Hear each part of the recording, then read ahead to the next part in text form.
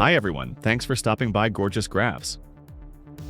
Rather than focusing on extreme scenarios, today's video is about a realistic, steady investment plan and how it can grow over decades. The animation you're watching tracks the value of a portfolio over a 40-year period, beginning with $10,000 and boosted by monthly contributions of $300. The assumed average return is 5% per year, achievable for a balanced, long-term portfolio without taking on excessive risk. As with most examples I share, this is kept intentionally simple.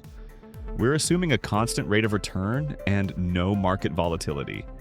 Taxes and inflation are left out so you can clearly see the pure compounding effect. By the end of the 4 decades, this approach grows the portfolio to over $500,000. That's more than 5 times the total amount you would have contributed, which in this case would be around $154,000. The difference comes from the growth generated on both the initial investment and the ongoing contributions.